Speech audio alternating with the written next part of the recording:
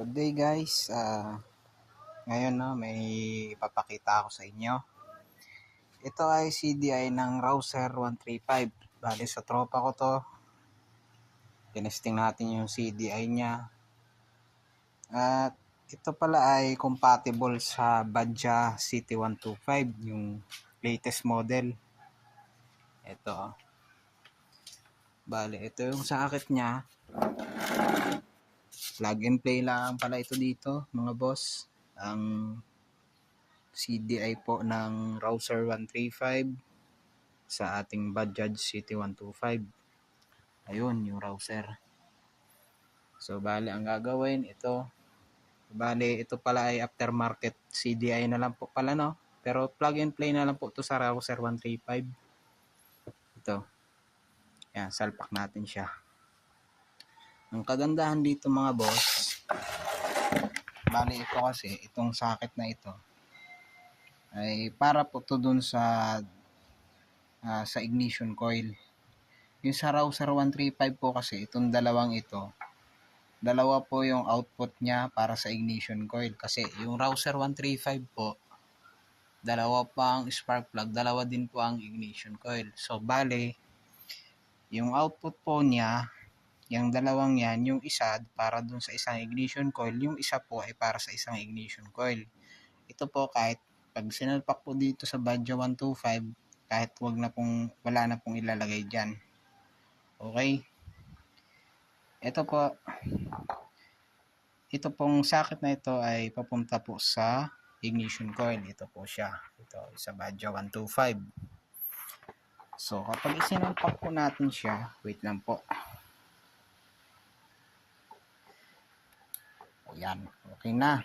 Nasa baba po siya ngayon, no? Tandaan nyo po, ito sa baba. Sa stock po kasi na CDI, ito po yung sa Bajaj 125, tinesting ko po siya. Bali, dalawang socket din po na ganun yan. Yung isa po dyan ay hindi po gumagana. Yung isa lang po ang gumagana, yung nasa upper part po. Yung nandito.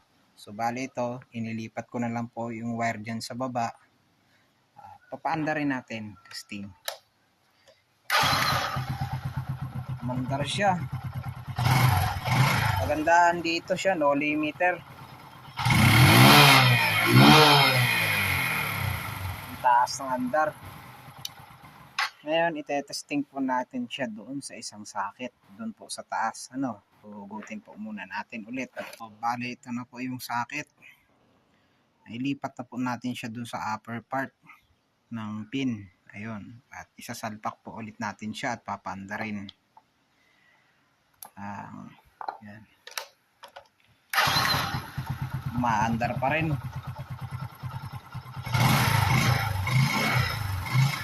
So, ayun. Kaya huwag na po natin siyang i-rev kasi wala na pong gas yung ating carb. So, ang advantage po kasi nitong CDI na ito, itong dalawa po kasing ito yung output para sa dalawang ignition coil. Yung sa Bajaj po na stock ay wala po siya dito. Hindi po nagpapunction. Hindi ko po alam kung bakit. So, ayun. Kaya ito po yung kagandahan kapag yung Bajaj po ninyo na 125 ay nag-upgrade po kayo ng cylinder head na pang 135. Ayun. Yun po kasi dalawang spark plug, magdadagdag na lang po kayo ng isang ignition coil para dalawang spark plug na rin po yung gagana. Ang kagandahan po niyan, hindi na po kayo magdo-dual CDI. Ano po? Dahil dalawa na po yung output niya sa papuntang ignition coil.